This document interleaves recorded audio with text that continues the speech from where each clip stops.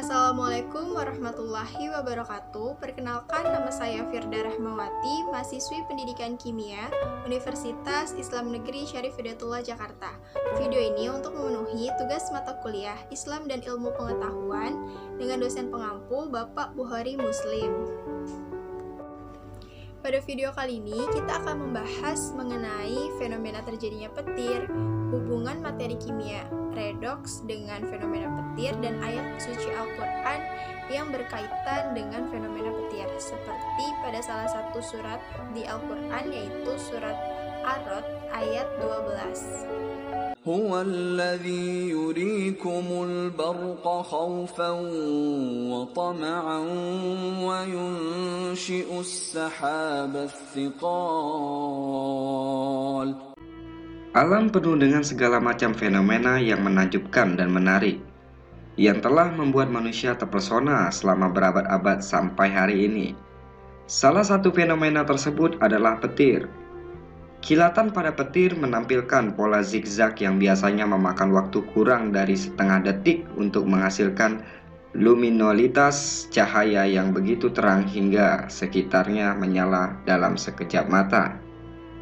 Meskipun ini merupakan pemandangan yang menarik, namun juga membuat rasa takut pada manusia.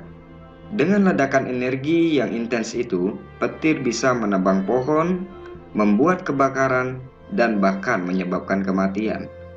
Rasa ketakutan ini bahkan dapat sangat diperkuat oleh suara keras pada guntur.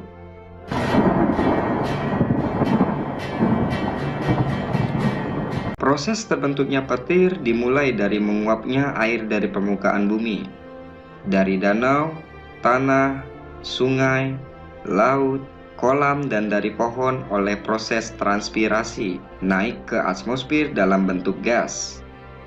Udara yang naik ini merupakan udara hangat yang kemudian membuat udara dingin bergerak dan bersatu dengan udara hangat. Proses ini menyebabkan udara hangat meningkat pesat dan membentuk awan yang besar dan padat. Pada awan cumulonimbus atau awan badai. Selama badai itu terjadi, curah hujan partikel di wilayah yang lebih tinggi dari awan kemudian akan bertabrakan satu sama lain. Karena mereka bergesekan satu sama lain dalam arus kuat udara.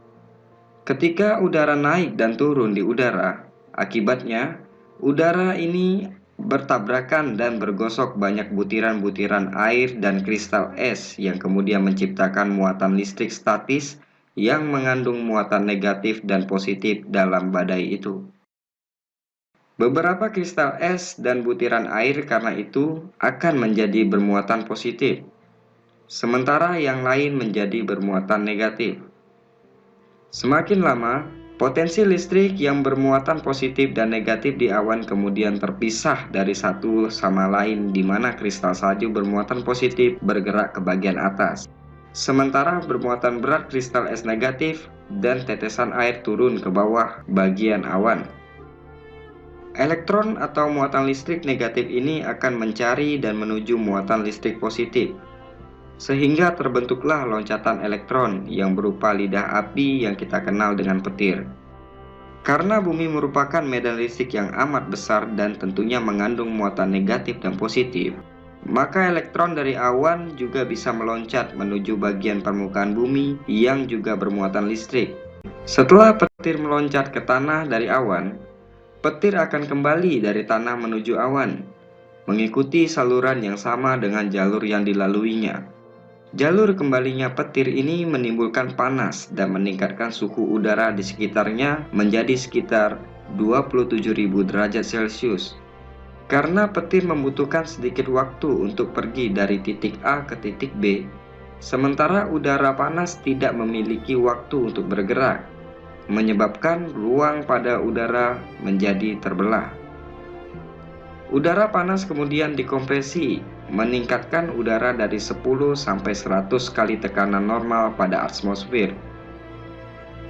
Tekanan udara ini akan meledak keluar dari saluran listrik, membentuk gelombang kejut partikel yang dikompresi ke segala arah, sehingga menyebabkan munculnya suara ledakan atau suara guntur.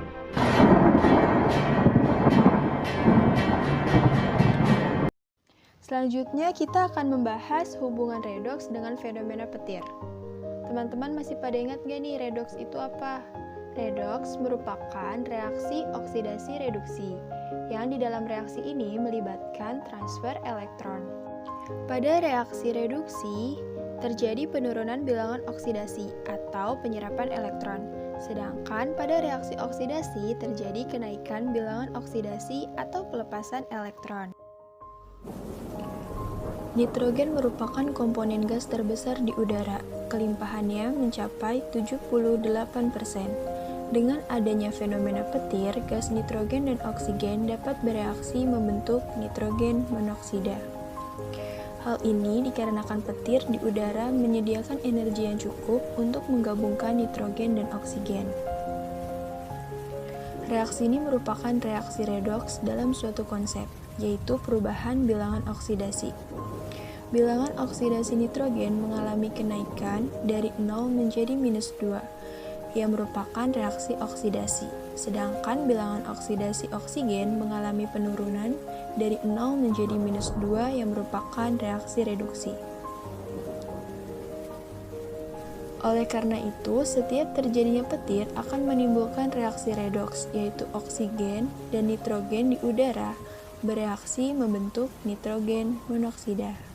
Kedahsyatan petir diartikan umat Islam sebagai bentuk tasbih dari malaikat-malaikat penjaga langit, seperti yang disebutkan dalam surat Ar-Ra'd ayat 13. وَيُسَبِّحُ الرَّعْدُ بِحَمْدِهِ وَالْمَلَائِكَةُ مِنْ خِيفَتِهِ ويرسل الصواعق فيصيب بها من يشاء وهم يجادلون في الله وهو شديد المحال. Dan guru bertasbih memujinya, demikian malaikat karena takut kepadanya. Dan Allah melepaskan halilintar lalu menimpakan pada siapapun yang dikehendakinya. Sementara mereka terbantah-bantah tentang Allah, dan Dia maha keras siksaannya. Quran Surat Ar-Ra'd ayat 13. Demikian video pembelajaran mengenai fenomena terjadinya petir. Semoga video ini dapat bermanfaat untuk kita semua. Akhir kata saya ucapkan terima kasih. Wassalamualaikum warahmatullahi wabarakatuh.